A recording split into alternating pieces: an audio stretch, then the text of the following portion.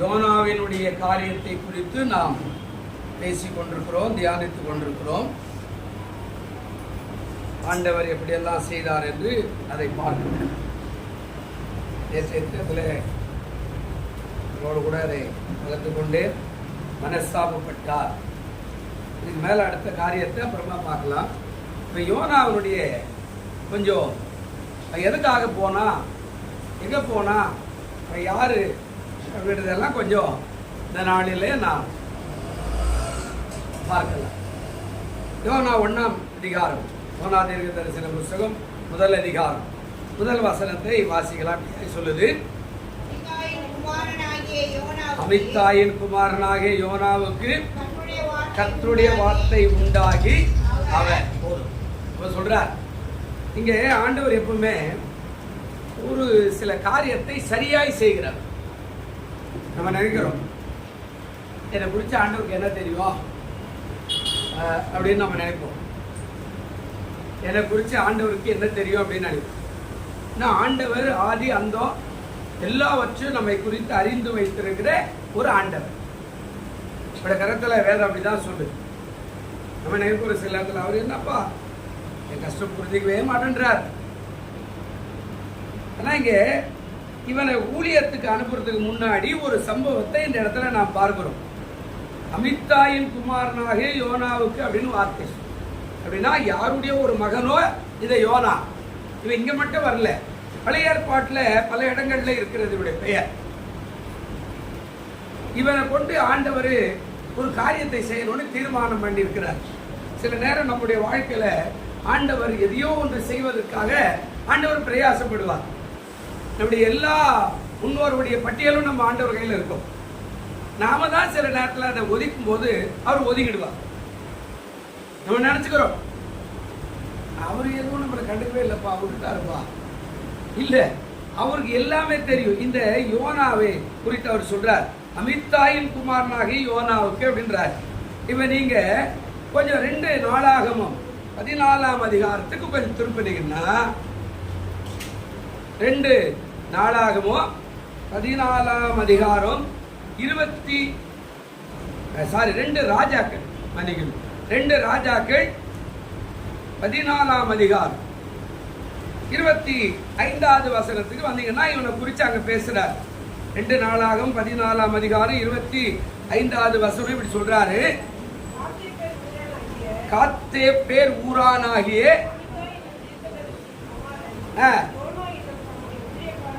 போதும். என்ன அழகா பேசுறாரு பாருங்க. இப்ப ஆண்டவருக்கு தெரியுது இல்ல, அவரு ஒன்றும் தெரியாத ஆண்டவர் கிடையாது. இப்ப அங்க சொல்றாரு அவருடைய பேரை குறிச்சு, இங்க பேசுறாரு காத்பேர் ஊரானாகிய. அந்த ஊருக்கு பேரு காத்பேர் என்ற ஒரு ஊருக்கு, திருவத்தூர் மாதிரி.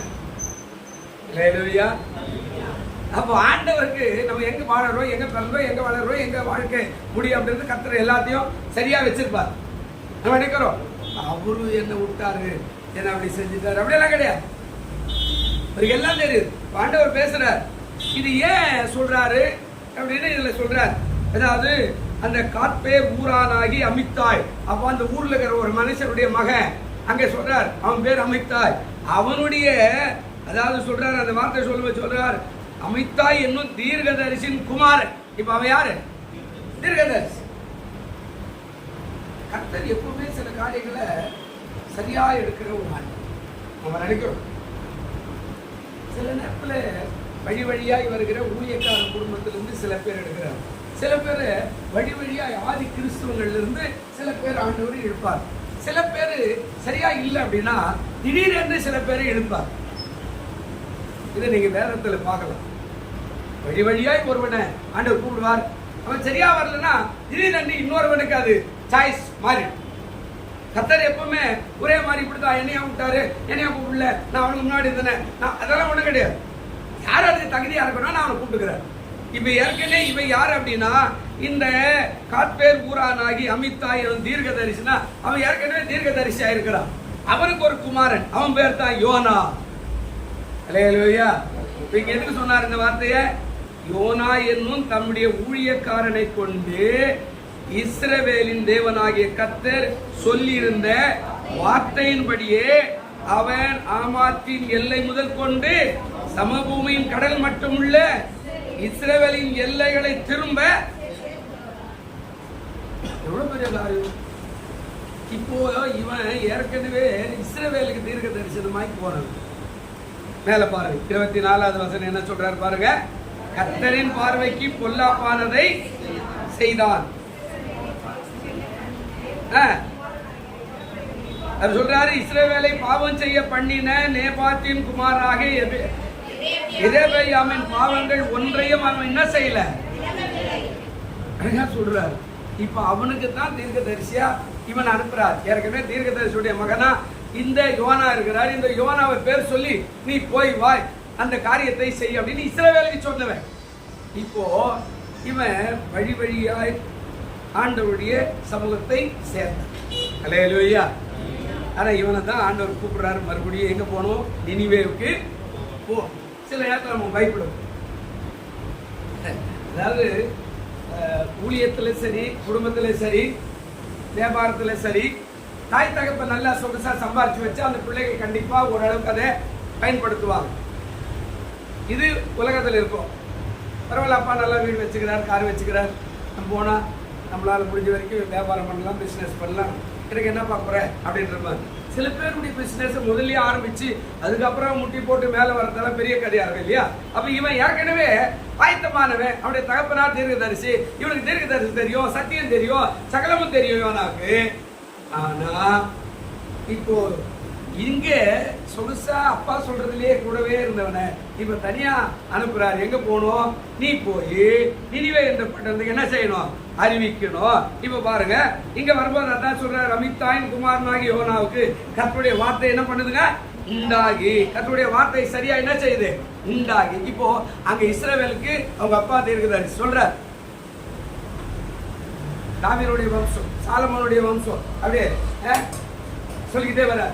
இப்ப இவனை புறஜாதிக்கு அனுப்புறார். பிரியமானவர்களே, நம்முடைய வாழ்க்கையில சில நேரம் யாரை கொண்டாகிலும் ஆண்டவர் செய்யறதுக்கு ஆயத்தமா இருக்கு. பாவம் பெருகிடுச்சு. என்ன சொல்றாரு பாருங்க, 2வது வசனம் வாசிங்க.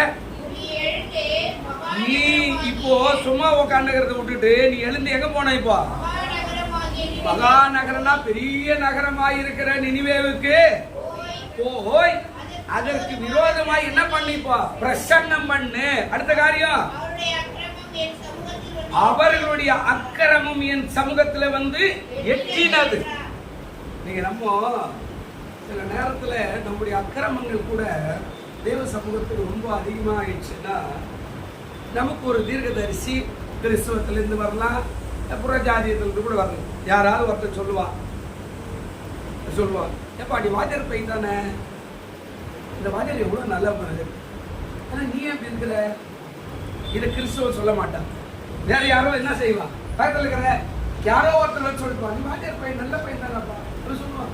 நீ இன்னாருடைய சிஸ்டர் பையன் தானப்பா, என்னுடைய பிரதர் பையன் தானே, அவங்க எவ்வளவு நல்லவங்க, பக்திமானங்க, எவ்வளவு உண்மையா இருப்பாங்க, சர்ச்சுக்கெல்லாம் ஒழுங்கா போவாங்க, ஜெபிக்கிறவங்க ஏதாச்சும், அவங்கெல்லாம் தப்பு தண்டா பண்ணுவாங்க, நீ ஏன் இப்படி இருக்கிற? யாரோ ஒரு ஆளை வச்சுதான் சில காரியங்களை உணர்த்தக்கூடிய காரியத்தை ஆண்டவர் செய்வார். இதுதான் இங்க நடக்குது. நினிவேவுடைய பாரம் அது எப்படி இருக்குதா? மகா பெரிய நகரமாய் இருக்கிற நினிவே அப்படின்னு சொல்றாரு. இப்போ அந்த நகரத்துக்கு நீ போ. நம்ம சில நேரத்துல எச்சரிக்கை வரும்போது நாம் மனம் திரும்பிடுவோம்னா கர்த்தர் நம்ம கொண்டு பெரிய காரியங்களை செய்வார். நாம முடியாது, அதெல்லாம் கிடையாது, நானும் அப்படியாக்கி இல்லையாக்கும், நான் இந்த மாதிரி ஆள் இல்லையாக்கும், நான் எவ்வளவு பெரிய ஆளு, என்ன போய் இவரு ஆண்டவர் சொல்றாரு, அதெல்லாம் கிடையாது. இதெல்லாம் நாம திரும்ப திரும்ப அதையே வாழ்ந்து நடப்போமானார் நம்ம ஆண்டவர் இன்னொரு ஆளை வச்சு சொல்லி அப்படியே கட் பண்ணி விட்டுருவார். இங்க அதான் நடக்குது.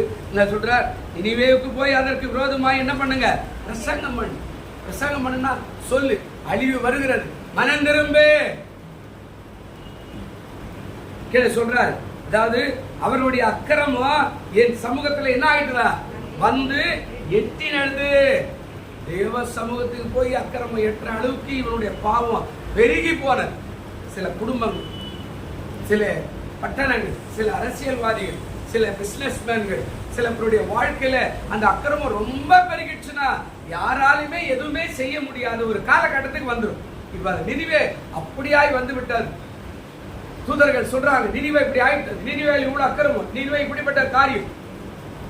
பிரியமானவர்களே, வாழ்க்கையில நாம் எப்பவுமே யாராவது ஒரு எச்சரிக்கை கொடுக்கும்போது நாம் எச்சரிக்கையாகி மாறும்போது கர்த்தர் நிச்சயமாய் நம்மை ஆசீர்வதிக்க அவர் வல்லவராய் நல்லவராய் அல்லேலூயா. ஆனால் நம்ம செய்யறது இப்போ இவனை எதுக்கு அழைச்சாரு? ஏற்கனவே தீர்க்க தரிசனம், ஏற்கனவே இஸ்ரவேலுக்கு அவங்க அப்பா தீர்க்க தரிசனம் உரைச்சுக்கிட்டு இருந்த ஒரு தகப்பன், அவனைத்தான் கூப்பிட்டு நீ இப்போ புறஜாதிக்கு போ அப்படின்னு ஆண்டவர் சொல்றார். பெரியமானவர்களே, நம்ம வாழ்க்கையில கூட யாராவது ஒருத்தர் நமக்கு தீர்க்க தரிசனமாய் புறஜாதியோ அல்லது கிறிஸ்துவ கூட நமக்கு வரலாம். ஆனா எச்சரிக்கையா இருந்து மனம் திரும்பிட்டா அப்படின்னா ஆண்டவர் சோத்திரம் திரும்ப ரெட்டிப்பாய் ஆண்டவர் ஆசீர்வதிக்க வல்லவராக இருப்பார். அல்லேலூயா. தாவீதுடைய வாழ்க்கையில தான் பார்க்கிறோம். தாவீதுடைய வாழ்க்கை நான் முடிக்கிறேன். இது அப்புறமா கொஞ்சமா இந்த வருஷம் இந்த யோனா தான் குறித்து 4 அதிகாரம் தான் தியானிக்க போறோம். ஆவியானவரை தான் உணர்த்தினார். நான் இதோ செய்தி எடுத்து பார்த்து எதுவுமே மனசுக்கு வரவே இல்லை. ஆவியானவர் இதுலயே நின்றார். இதுதான் நம்ம சபைக்கு அறிவிக்க போறேன். ஆண்டவர் சொல்றார், தாவீதுடைய வாழ்க்கையில அவனுக்கு ஆண்டவர் பதவி கொடுத்தார், நல்ல கனம் கொடுத்தார். ஒரு 7 வருஷத்துக்கு முன்னாடியே அவன் சில காரியங்களாம் அநியாயம் பண்ணிட்டான். நல்ல கவனிங்க. யுத்தத்துக்கு போகணும். சில இடத்துல நாம நினைச்சுக்கிறோம் சர்ச்சுக்கெல்லாம் போகணும்னா அதெல்லாம் ஒன்று தேவை போகும் வேற எனக்கு. ஆனால் யுத்த காலம்னு ஒன்று இருக்குது பைபிளில் நீங்கள் பார்த்தீங்கன்னா, யுத்தத்துக்கு போக வேண்டிய காலம், ராஜாக்கள் யுத்தம் செய்கிற காலம்னு ஒன்று வச்சுக்கிறார். வருஷத்துக்கு ஒரு முறை வரும். இப்போ இவன் போய் யுத்தம் பண்ணணும். யுத்த காலத்தில் இவன் என்ன பண்ணிட்டான்? சோம்பேறி ஆகிட்டான். நீங்கள் நிறைய நம்முடைய பிள்ளைகள் கூட ஒரு காலம் வச்சுக்கிறார், கிருபையின் காலம். அந்த கிருபையின் காலம் முடிகிற வரைக்கும் ஆண்டவரை கம்பெனி தான் இருப்பார். நாம நினைச்சுக்கிறோம், அட விடுப்பா ஞாயிற்றுக்கிழமை அக்கா வந்துட்டா, மாமா வந்துட்டா, மச்சா வந்துட்டா, விடுப்பா வேலைக்கு போகணும், அங்கே போகணும், இங்கே போகணும். அந்த கிருபையின் காலம் ஆண்டவர் நமக்கு வச்சுக்கிறார். யுத்த காலத்துல இவன் யுத்தம் பண்ண போன ஆள் யாருன்னா இவன் தான் போகணும். இவன் தான் முன்னாடி சோல்ஜரா போய் நிற்கணும். அதனால தான் ஊழியக்காரர்கள் இன்னைக்கு கூட நீங்க லேட்டா வந்தாலும், நீங்க ஒருவேளை காலதாமதம் வந்தாலும், நீங்க ஞாயிற்றுக்கிழமை வரலாலும், ஊழியக்காரனுடைய கடமை, ஊழியக்காரன் மேல விழுந்த அந்த காரியத்தை அவன் ஞாயிற்றுக்கிழமை 4 பேர் வந்தாலும் சரி, 5 பேர் வந்தாலும் சரி, 10 பேர் வந்தாலும் அவன் உட்கார்ந்து சோத்திர ஆண்டவர் இன்னைக்கு ஆராதனை நடத்திதான் ஆகணும். அல்லேலூயா. ஏன்னா அவனுக்கு கொடுக்கப்பட்ட அழைப்பு தான். அப்ப ஆண்டவர் சோத்திரம் இப்ப நம்மள அந்த யுத்த காலம் ஒண்ணு வச்சுக்கிறார் பாருங்க. அதுல சரியாய் நடந்தோம்னா நமக்கு எப்பவுமே வெற்றி தான். அல்லேலூயா. ஆனா நம்ம அதை செய்யறது இல்லை, விட்டுறோம். தாவீது விட்டுட்டான். ராஜா வா, நீ போ, அப்பா நீ போ, நீ போ, நீ போ, ரைட் போ. எவ்வளவு நேரம் படுக்கையில படுத்துட்டு இருப்பாரு. நீதிமொழியில சொல்றாரு, ரொம்ப நேரம் படுக்கையில படுத்தா கூட முதுகு என்ன செய்யுங்க, வலி. படுக்கை விட்டு எழுந்திருக்க வேண்டிய கட்டாயம் வரும். அப்போ எழுந்த அப்படியே ஜாலியா சுத்துறாரு. மேல அரண்மனையில மும்பரிகளை போய் சுத்துறா. எங்கேயோ பார்த்தா ஒரு பொண்ணை எங்கேயோ குடிக்கிறதெல்லாம் பார்த்தா, ஆளை கூட்டினா யாரும் முன்னாடி கூட்டுவா அப்படின்னா எல்லாத்தையும் கெட்டு போட்டான், பாவம் செஞ்சுட்டான். பாருங்க, இப்போ தாவீதுக்கு பாவம் செஞ்ச உடனே ஒரு தீர்க்கதரிசி வரா வந்து இந்த மாதிரி ஒண்ணு அவன் உடனடியா சரணாகதி அடைந்து, ஆண்டவரே நான் பாவம் செஞ்சுட்டேன், நீ என்ன செய்ய சித்தமா இருக்கிற செய்யுங்க சொன்ன உடனே தான், அதுக்கப்புறம் தான் அவனுக்கு கிட்டத்தட்ட 33 ஆண்டுகள் தேவன் கூட்டி கொடுத்தார். அல்லேலூயா. வாழ்க்கையில வெற்றி என்பது ஒத்துக்கொள்ளுகிற, அர்ப்பணிக்கிற, சரணாகதி அடைகிற, செஞ்சிட்ட ஆண்டவரை வர வழியே இல்லை, நீ எதையாவது பண்ணும் என்று சொல்லுகிற காரியத்தை என்றைக்கு நாம் எடுக்கிறோமோ அன்றைக்கு வெற்றி நமக்கு கட்டாயம் என்ன செய்யும், வந்துவிடும். நம்மளே சாக்கு போக்கலாம் சொல்லுவோம்.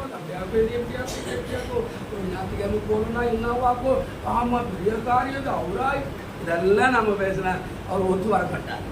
யுத்த காலம் ஒண்ணு இருக்கிறாரு. அப்ப ஞாயிற்றுக்கிழமை போகிற ஆராதனை காலம் ஒண்ணு இருக்கிறார். நம்ம தனி ஜெபம் பண்ற ஒரு காலமும் ஒண்ணு இருக்கிறார். வேதம் வாசிக்கிற ஒரு காலமும் ஒண்ணு வச்சுக்கிறார்.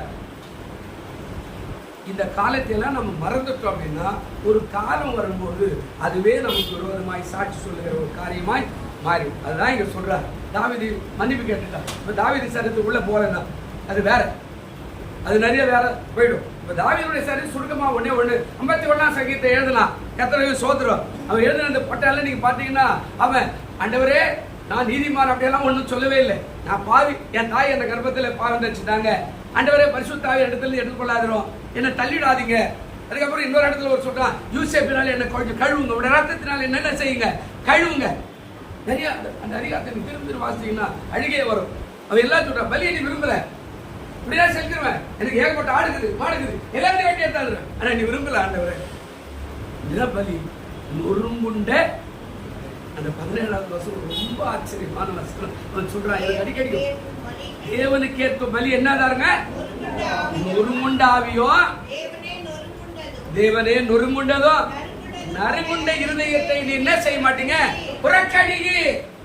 அதைத்தான் செஞ்சான், ஒத்துக்கிட்டான். வேற பலியெல்லாம் எனக்கு தெரியாது ஆண்டவரே, ஆடு மாடுனா உடனே வெட்டுருவேன், அதெல்லாம் நீ ஏத்துக்க மாட்டேன், நான் தெரிஞ்சே பாவம் செஞ்சுட்டேன், மன்னிச்சிருங்க, இந்த இருதயத்தை நொறுக்குகிறேன் அழுதானே.